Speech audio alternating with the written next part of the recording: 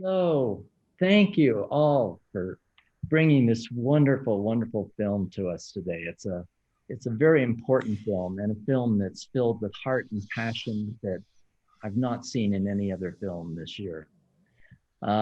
So let's just dive right into the Q&A. And I'll ask the question that I always start out with. How did this journey begin? Well, I can give a little background, then hand it over to these guys. Mikola Beardsley, the producer, she and I have worked together before, and she was out looking for a story on solutions for criminal justice. She was going to do a short film. And I was sort of doing my own thing, but she knew I was volunteering in prison a lot and pretty deep in that space.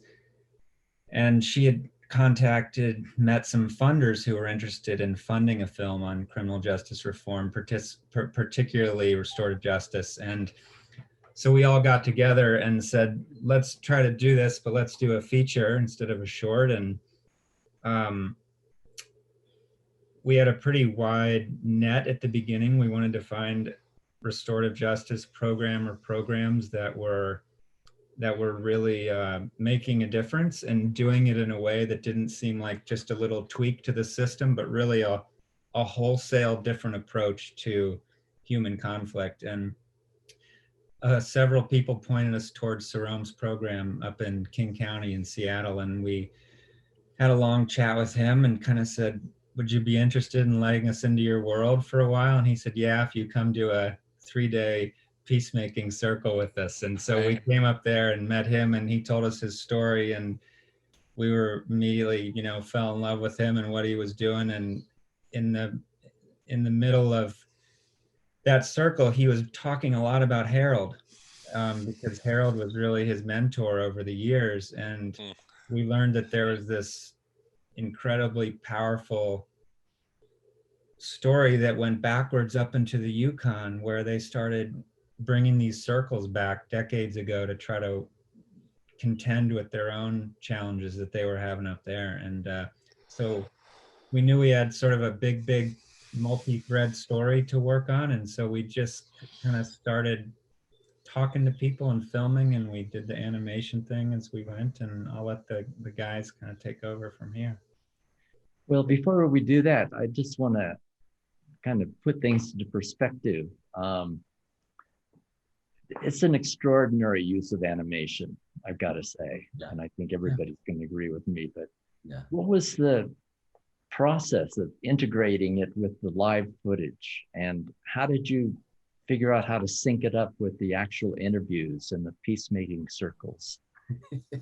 That's a good question, Eric. Well, we talked to Saroeum and said, these circles are confidential for good reason, and we don't want to, put the criminal charges permanently on record in a film for these kids, particularly if they do well and the charges are dropped. We don't want this film hanging over their head with the charges forever. So we said, well, how can we do that? And thought animation might work. And, as Saroeum was getting new families to work with, he was asking one or two that felt like they might be good candidates if they were willing to be recorded on audio throughout their whole journey. And so we found a family that seemed like a good candidate in Andy's family. And so we just recorded the circles and recorded him a bit outside of the circles. And then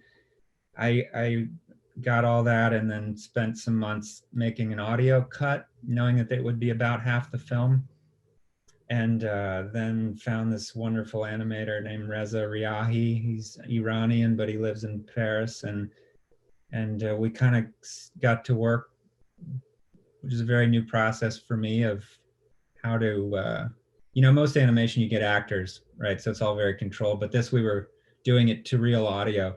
Mm-hmm. And it was really just sort of laying it out of how do we adjust the people so we're hiding their identity, and how do we make it real and make it emotional? That was the big worry, that it would feel like a cartoon or something. We wanted it to feel real, and I think the credit really goes to Reza. He's just such a elegant artist that that worked. Yeah.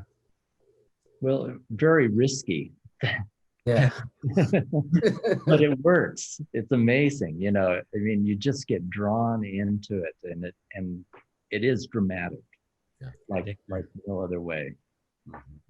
Saroeum, how did you get involved in this in the beginning, and what drew you to kind of put yourself out there in a documentary? Well, I don't know if I can have a short version. This is where Eric's, I'll keep it short, you know. I grew up in war. I been through a lot of things that really is a dramatic event for me. And I think that for me, I'm not really quite understanding why is it I hold so much resentment and angers. And through that resentment and anger, it led me to a path of violence, of perpetuating the cycle of trauma.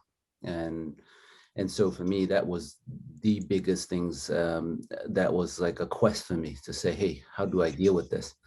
Now, it seems like everywhere I go, it seems like everyone's telling me that there is a path, and those path doesn't seem to fit me. And so I think meeting a lot of great people in my life who share their perspective that kind of tilt my own viewpoint and how I see the world.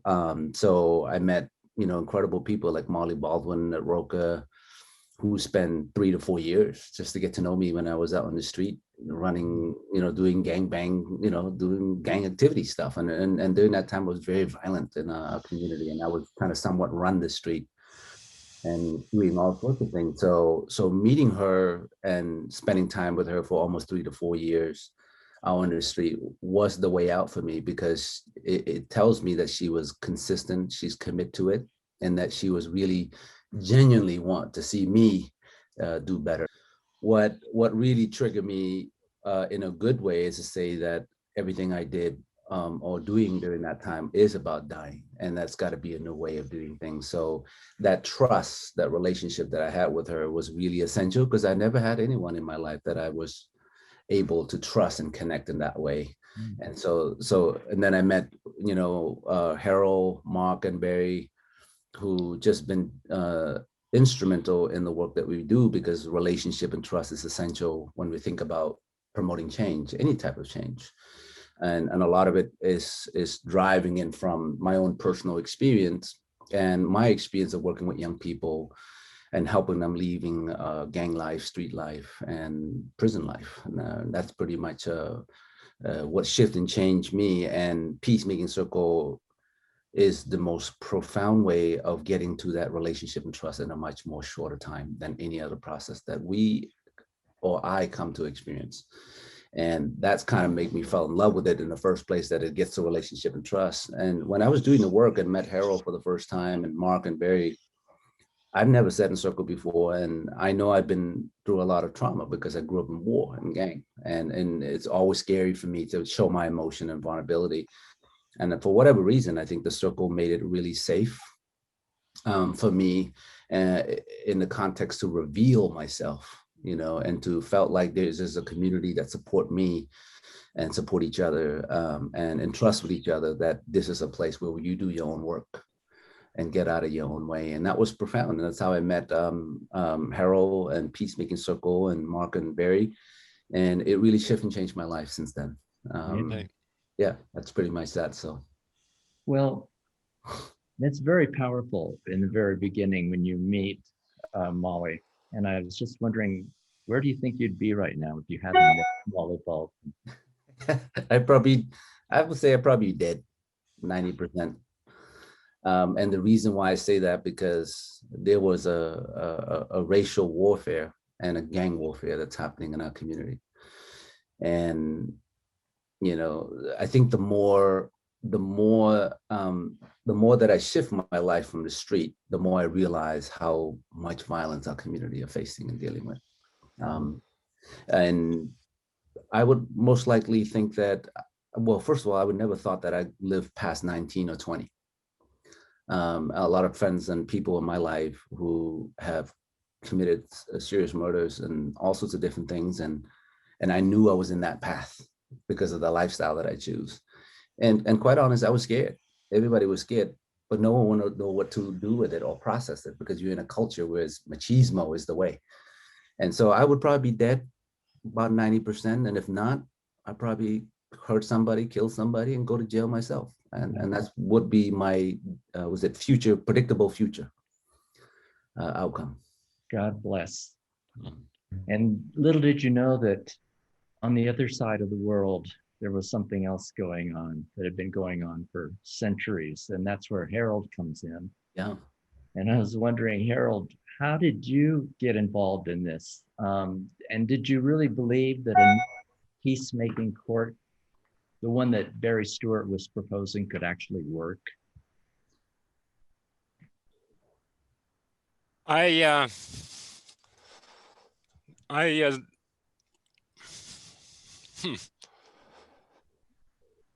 a ceremonial person. My ancestors come from Turtle Island originally. Before the Europeans came here, we were governed by a very strict laws, very strict. And it was the laws, the policy makers were the matriarchs, the oldest women in the communities. The matriarchs' intention was to keep the community thriving, healthy and alive, because in the North, there's no room for conflict. When it's 60 below outside and the community's hungry, you got to have the people that are willing to go out and feed the community. And so since time immemorial, they developed a system of justice. I don't know that people ever really knew about it, to tell you the truth. But what we were taught by our elders and our ancestors is that when someone falls out of balance, it's up to the community to help them get back in balance again. It's up to the community to bring them back into it and support them. I've been governed by a justice system that says you're bad, you're wrong, and you're going to be punished for it.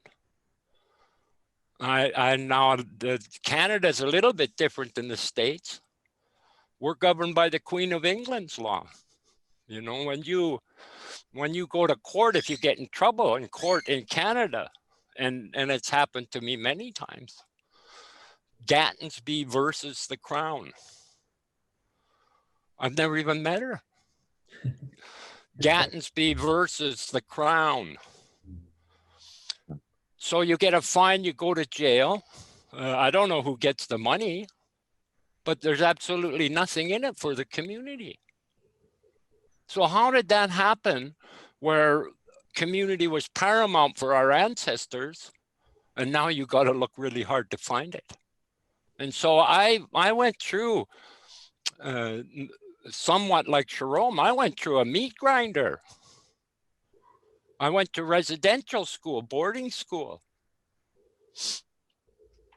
When I was, I don't know, I probably said some of this stuff on the video, but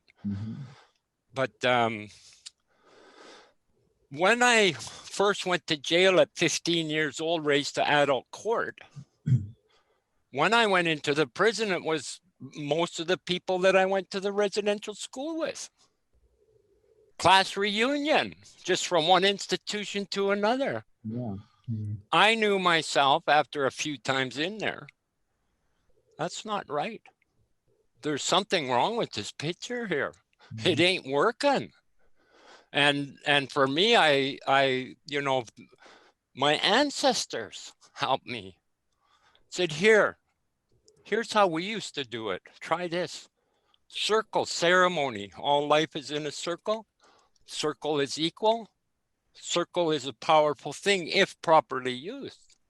It can empower people. So when Barry Stewart proposed this to you, it seemed like just the logical connection to make. Barry Stewart never did propose this to me. Oh. No.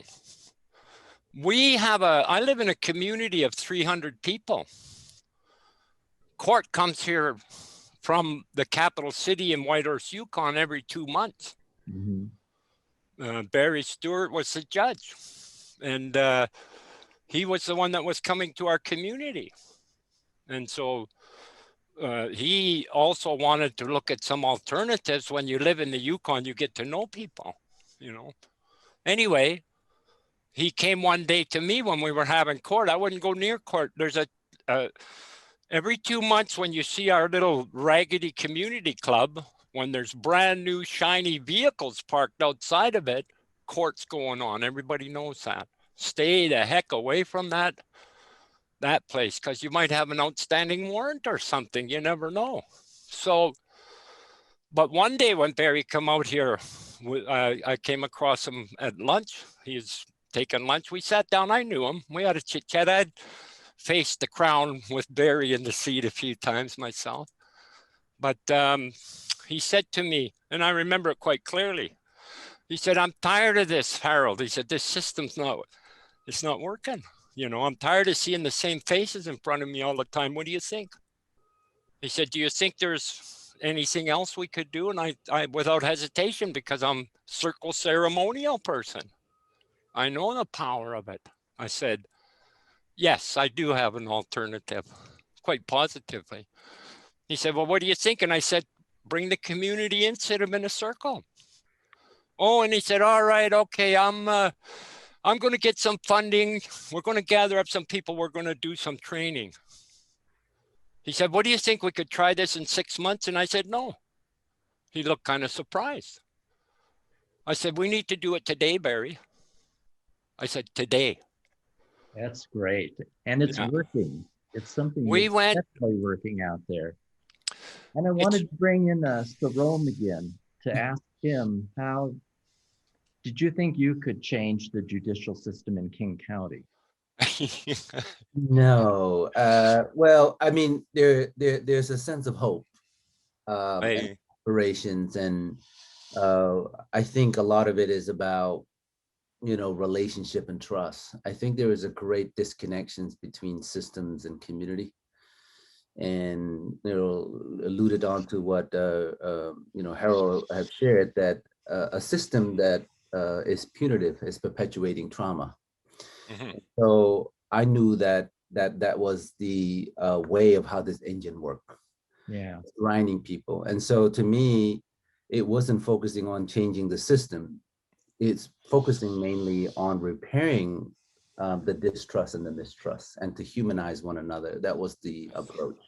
yeah. Because the concept of change, I think on the grand scales, that I think 99.9 % of the people, energy in the world is changing everyone else. Kelly, you know, and I know that the only people that you can change is yourself.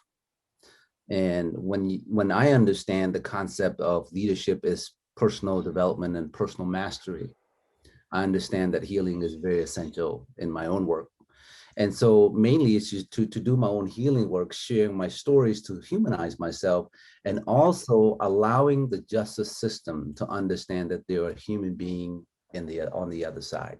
Yeah. And to me, that was the big shift and change, because when Jimmy and people from the county, they too were looking for a way, and they wanted me to fix them. And I said, no, I couldn't fix you because I couldn't fix myself in the first place. So what we did was inviting family and community together to sit in a circle together, because during that time, there was so much opposition between the King County and the community. And I knew that if we were to sit in circle to say, well, let's bring system and community together and do conflict or peace and truth and reconciliation, that's too amped up on an issues. So we kind of look at it and say, hey, let's go to a training. And I didn't want to call it a training, and Harold and I understand these things, but we have to say something to make people feel like. So they came, and I'll tell you this, Kelly, the first beginning of the journey was, we have people who are director of the prison system, the juvenile prison system, sat in circle with people who were protesting against them. And they were in a circle for 4 days. Eric was lucky because it was 3 days. For early, it was 4 days or 3 days or 4 days. And what happened is that the first day, there was a lot of uneasiness and tensions. And then the second day, I think by the time it's the third day and the fourth day, people came and meet each other and talk to each other. And I think after the storytelling piece, mainly people got up and hugged each other. because the perception is that people in the system doesn't care about people, and that people from the system don't think that people in community has solution to their problem. Yeah. I think when they connected in that way, it was an epiphany moment for them that the solutions that needed change was hidden in the isolations and the disconnection between us as the people. And so the opportunity was the system has to change its own system, right, and community has to change its own way of doing things.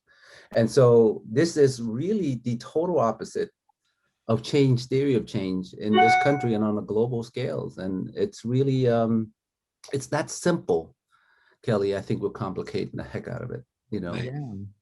And definitely it took a lot of courage for these traditional, quote, lawmakers to make this change and make this leap.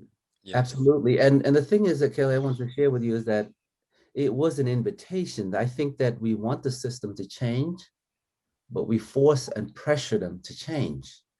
And they don't know how. And if they do know how, they would have done it many, many moons ago. Right. And so is the community,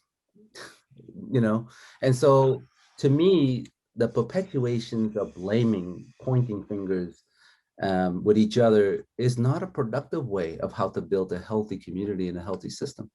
So to me, the humanizations of our system and each other is really, really essential, because within the system, there is no compassion, there is no kindness, there is no love.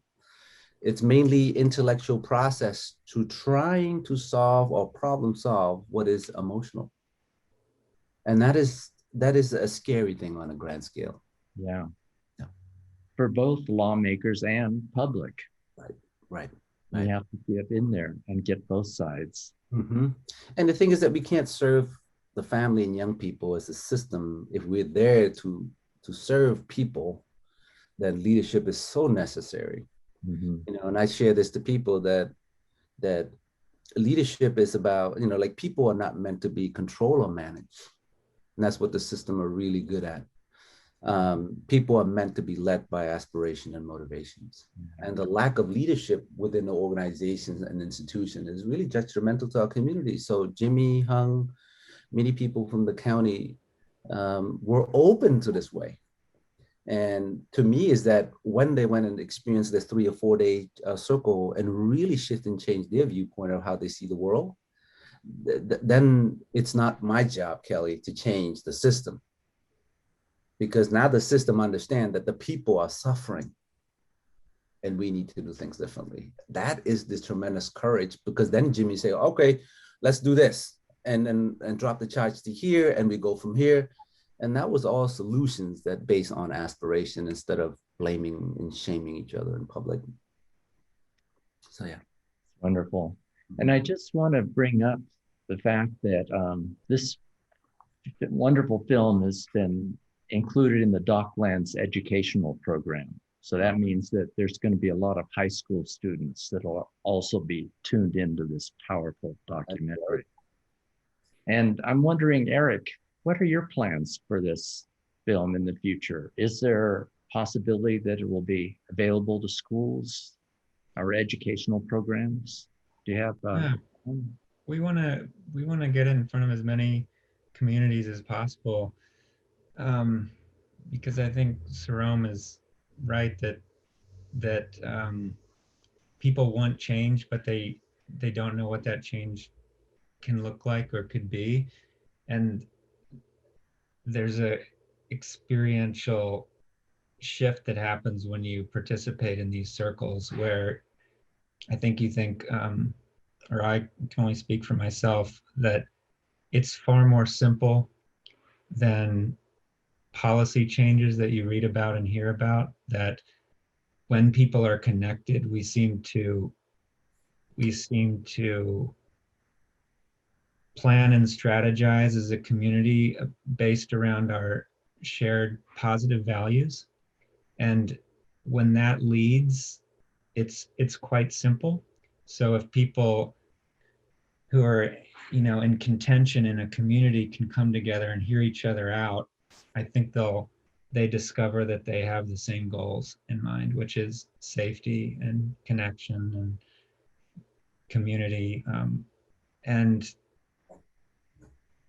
I think people are hearing the term restorative justice more and more, but it's such a wide umbrella that I think people aren't quite sure what it is, and it means a lot of different things. And I think it has negative connotations as well because of the word justice, and people have not been have not experienced justice, and they're distrustful of it, understandably. And so I think to give an example and say restorative justice can mean this is peacemaking, this is what it looks like if you want to try to build this in your community.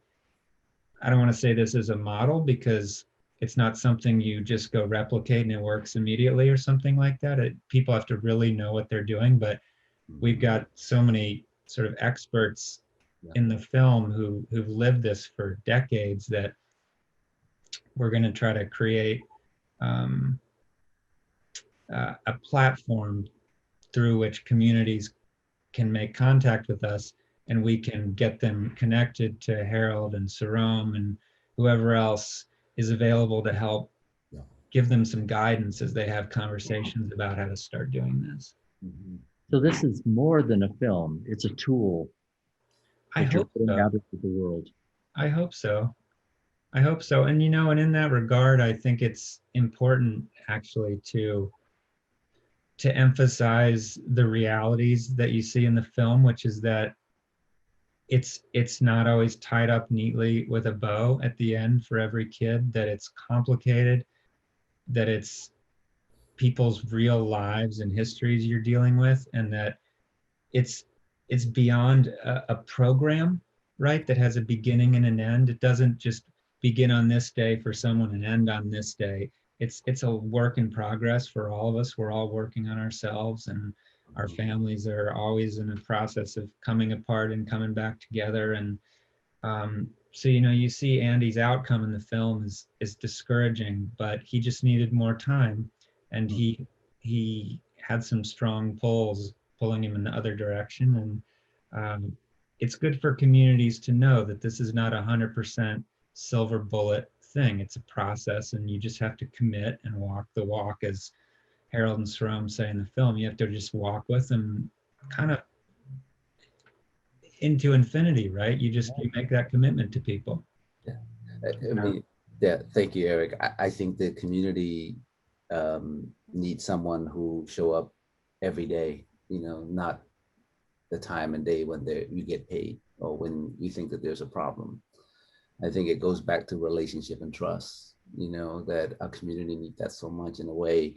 And if you look at what Harold just shared, is that when we have Indigenous people coming from all over the country, in this country, and people who come from war-torn and all, I think people are prone to family and community setting in terms of problem solving and healing. Very different in this country. It's, somebody who's, you go through a therapy one-on-one.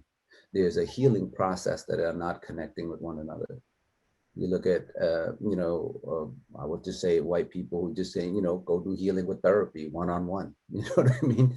And people who in the system has the capacity to see to access those resources, but our community doesn't have that. And I think the time of the world today that needed is that we need to come together to heal as a community, no longer isolations of healing, because we need to hear each other's stories. And to me, the most simplest thing is that when we went through our storytelling and healing, we understand that we are the same, that human suffering is the same. No matter how detrimental the experience is, that people emotions of trauma is very much the same, white, black, Asian, whatever the case may be.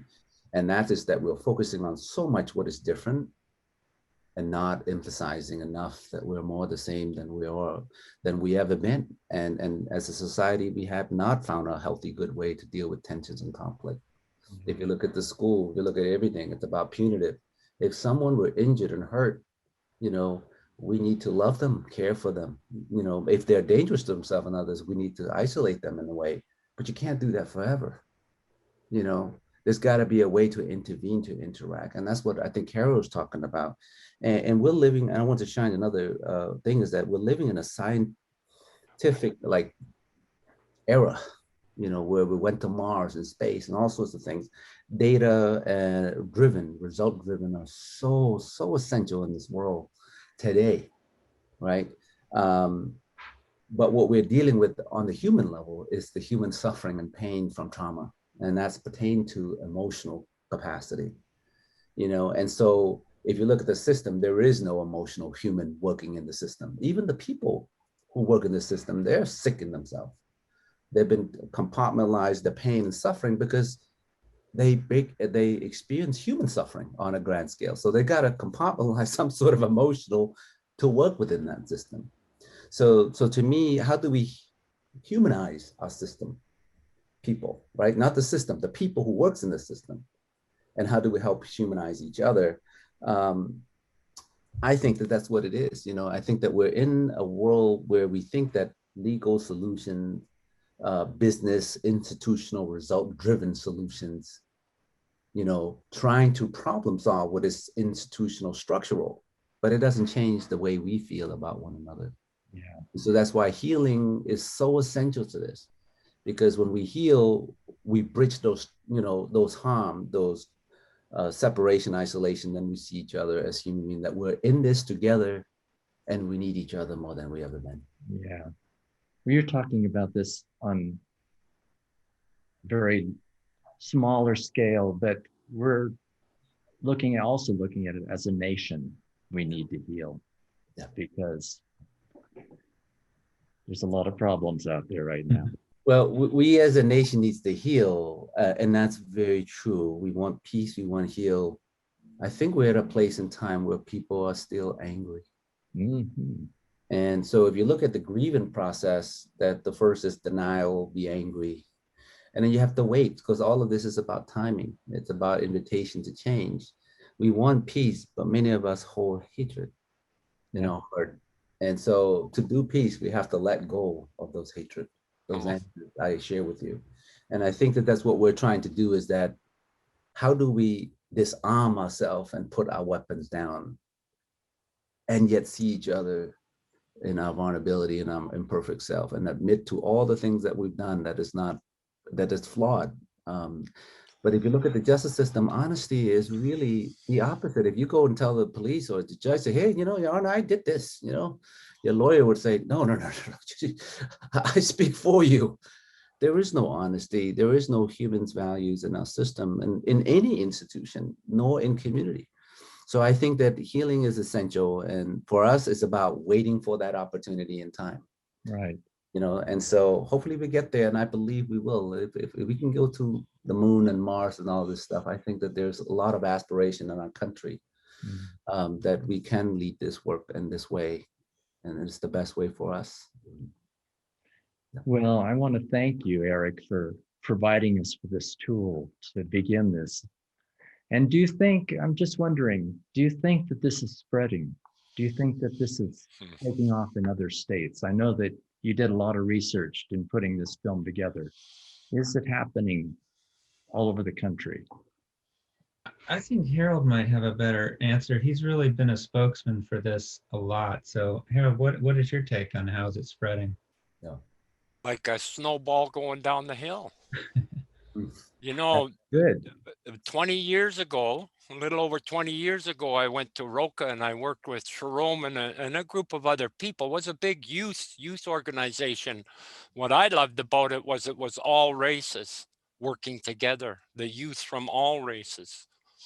Anyway, my brother and I, Philip, we have been doing, I guess, called trainings. I don't know what, but we've gone to Europe, gone to Africa, gone to Finnmark, Norway, all over United States, all over Alaska. It's alive and well, but it's not in the forefront, perhaps.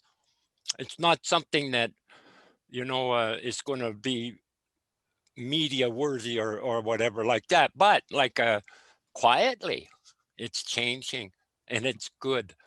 People, again, Saroeum, myself, now Eric's sending the message out there. It's time for change. And so when I said originally that we were motivated by our ancestors, that's happening now. People have a heart's desire for something a little bit more meaningful. We need to remember, all I do is I remind people. That's all.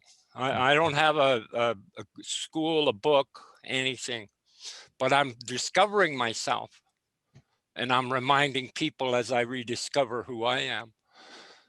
We're all 80% water, us human beings. We've forgotten this.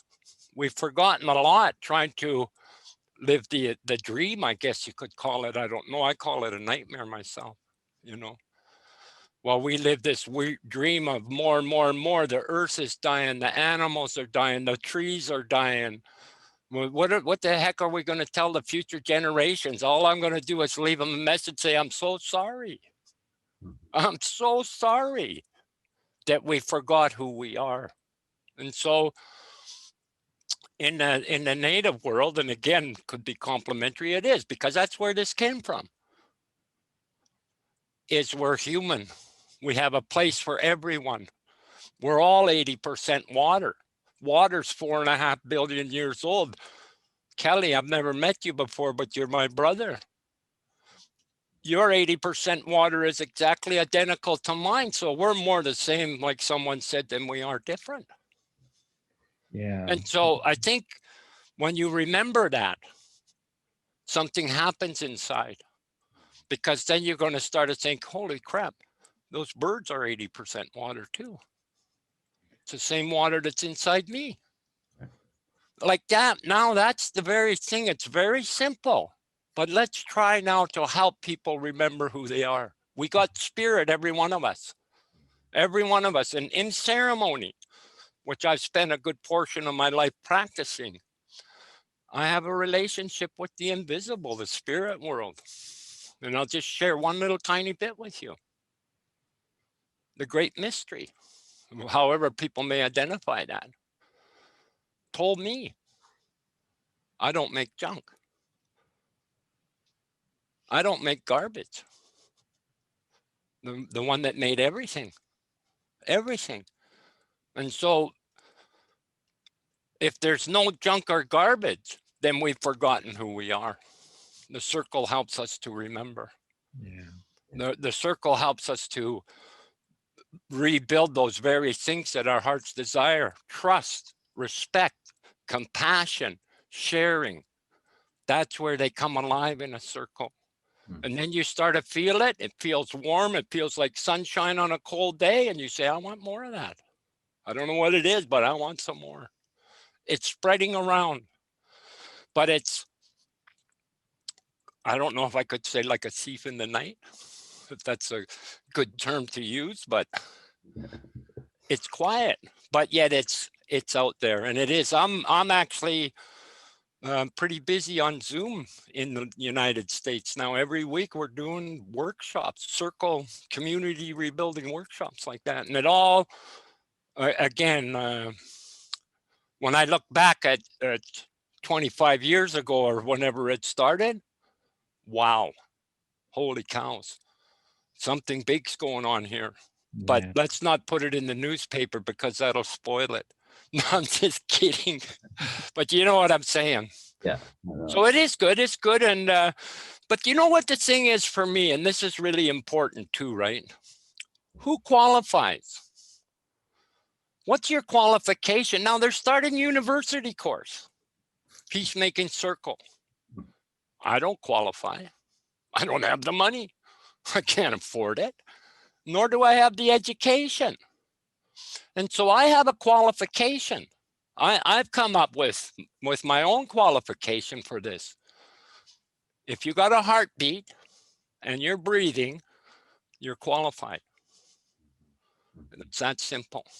Yeah, that seems like the way to go. Well, that is the way it's going. But, you know, I mean, there's many different aspects of it, perhaps. Right. But people, I went through the meat grinder and survived.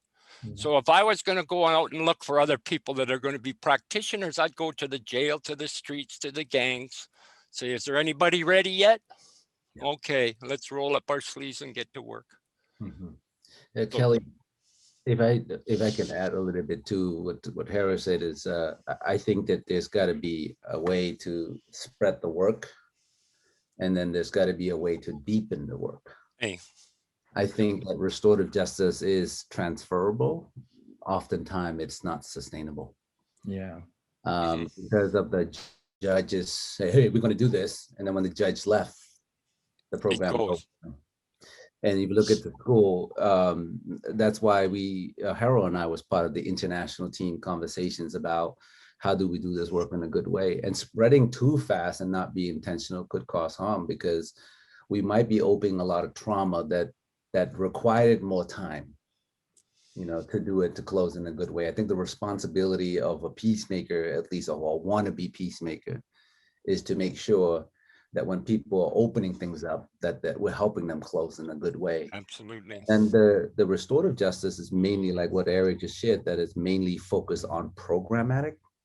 And there's a real danger in that, in my perspective, so please forgive me. I think that when the justice system or the school system or whatever the case may be are creating all this program, it means to say that we, the system, there's nothing wrong with it. But if we create this program to fix our young people and our family and our community, then the problem would be dealt with. Yeah. So to me, it's the opposite, that if we're not careful, this energy of changing others is still perpetuating itself. So to me, I don't do a lot of work that create program. I'm doing a lot of work that humanize people, build relationship and trust, and bringing them together on a regular basis, so that they come to their own realizations that change is necessary. And when we create those programs, it's about co-designing, it's about co-creating to what's suitable for this county, for that county. So it's really adaptive based on the spirit and the collaboration aspects of it, which is something that the system doesn't do too well. And if you, Kelly, you probably heard of the town hall, focus group, listening sessions, and all sorts of things. And if you look at Native country and First Nation people or African American people, these folks has experienced so much tremendous conflict and violence in this country for so long. Having a 2-hour focus group is going to, inform the system in the surface level, but it really not hearing or seeing or experience the whole picture. Yeah. So the change is happening in a way that is checkbox driven instead of the real change. So the work that I do is mainly about, if you're checking the box and paying me a lot of money, I don't want your money. No, I want to check the box with you. And it's not because they have bad intentions, it's just the way system people thinking. Yeah. And so to me is that we have to say, if you're serious about this, I will go all in with you. But if you're not, don't waste my time. Yeah. And I think that the last 16 years, 17 years or so has been a great failure in my own life. And I can't speak for Harold, because all this program that I helped create, it disappeared. It goes away. And nothing sticks. So to me, the work that I do now for the last 8 years or so is to say, yeah, people ask me to go all over the place. I try to stay focused and say, all right, King County, Pierce County, let's get deeper and let's get bigger and bigger. Because when people say, what is your doing? What are you doing, Saroeum? What's your program doing? I don't have to tell them, Kelly. They can see it from ours. Right. And the lack of imagination to build a community that can include everyone, of all color, all creed, is really it's really sad. And my hope is to say that we can do this on the grand scale. And we have to open to those things. So I think that there's depth, that need to grow roots in it. And that's what I think Eric and Mikla kind of found us, because it's like, wait, it's not like, we did a little training here, get people to feel good, it's like a drug dealer kind of mentality, my perspective, like you need to get high, go get Saroeum, you get a dose, and then when you need it, you go get another dose. And that we don't want to do that. And we want to say, no, you have your own antidote, because it's in you. It's part of you as a human being. And if we learn how to do that together, then we don't have to fix anyone. We could embrace each other and heal in that way. So that's why I think that there's both. It's got to be, we got to spread it intentionally, and then we got to build roots that allow people to feel what it means to be fully humans. but Right. some part of human. And at the same time, we have to look at it realistically. And that's what I think is one of the most important parts of this film is the very last image. Yeah. The animation of this boy trying to break the surface. But you don't take the easy way out. You don't take, this is all fine and dandy. He breaks the surface and everything's okay. No, it's still in progress. Yeah. And that's one of the most important parts of this film, is that there's a lot of work to do. I think the other thing too with the film is that we don't give up on people. We don't throw them away. But they fall down, as we all have, but we help them get back up again. Yeah. And I think the relationships are for life. And so that's quite unique in itself too, right? Last time I communicated with Jerome, that was the first thing I asked him after I watched that the film was, how's he doing? How's the young fella doing, right? So that's unique, and it's truly it's a wonderful thing, because for people that have gone through it, fallen down, we made it. We're going to help other people do that too. And what a wonderful thing when you see somebody lift their head up and start to have confidence and self-esteem. My goodness, what a wonderful blessing that is, if you can say, I helped with that. Yeah. Very well, rewarding. I want to ask Eric, once again, how can this be seen out there in the world? People are going to be talking to their friends. Oh, you've got to see this film. How can they see it? Where's it going? Yeah, well, you all are doing sort of a sneak peek there at DocLands, and then we're going to start our sort of public festival run, and probably go throughout the rest of the year. And that'll be simultaneous to community screenings with organizations that are already doing this work, interested in doing this work. And then, do our best to get a good broadcast, so PBS is showing interest, and we'll take it to all the big platforms, and we'll create as big as possible social media presence so that people can get, updates about where they can see it and what's going on and how they can get involved and have conversations, and how they can connect with these guys and ask questions. And we're just going to do our best. As you know, Kelly, with documentaries, they all have a life of their own, and you can't totally control it. So we'll just cross our fingers and do our work and hope for the best. And in this time, things are changing every minute. In fact, as we've just talked right now, things have changed in the distribution world out there. And so, Roman, these guys have a sort of saying that I've picked up hanging around them, is they say you go where it's open. And we're going to do that with this film. I think it self-selects people who want change, people who are tired of thinking that anger is going to solve the problem, or that an us versus them approach is going to somehow solve the problem. This is for people who are ready to sit down with people that they might not agree with and say, we're going to talk until we can shake hands and hug at the end and work together. So those people will come out of the woodwork, and we'll try to build it. Well, one last question. I'm getting the signal that we've got to wrap this up, but I'm wondering, Eric, what's your next projects? What have you got in the works? I know you've got a lot of 10 more projects coming. Well, I edited a film called Crime and Punishment a couple of years ago with a guy named Steve Mang. He's one of my best friends. And when Trump was elected, he and I started a film that we've been filming with about 50 cinematographers around the country for the last 4 years, doing this national portrait.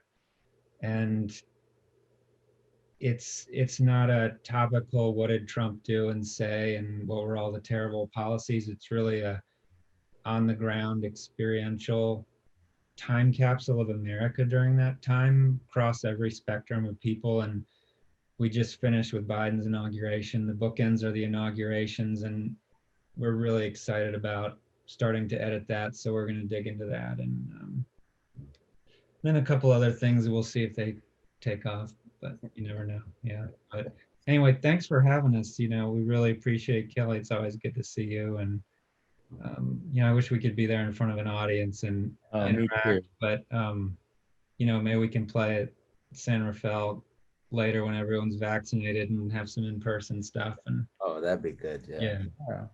And since you're in the neighborhood, you can be there. Yeah. That's right. And Harold can come and hang out with us, not that far. That's right. Couple hours drive. That's right. Well, thank you as well, Kelly. I think, you know, for me at least, we're not implying that there is a solution. We're just implying that there's life. Yes, and that's the most important part. Yeah, and I think that we're living in the world where failure, success, pain, and joy have kind of ping-ponging us back and forth for a long time. We're playing finite game, and trying to seek infinity way of living and humans and things that surrounded us. So I just want to say thank you for that. And I want to thank my brother Harold for being a good man and doing what he does. So thank you, brother. And Barry and everyone else and the young people. I mean, we just feel really privileged to say that if there's an opportunity to bring healing and peace, we'll do it if people are really serious and honest about it. And it just happened to be a King County that the prosecutor and other folks in the system are doing it, and they're sitting in circle themselves. It's not like, this is very different, you know. So I just love that and appreciate it. And thank you, Eric, for putting this masterpiece together with your team. It was a great, you know, I didn't know anything about film or animations, but it was well put together and synchronized in ways that I thought it was brilliant. So thank you. You got it, man. My pleasure. Yeah. Hey,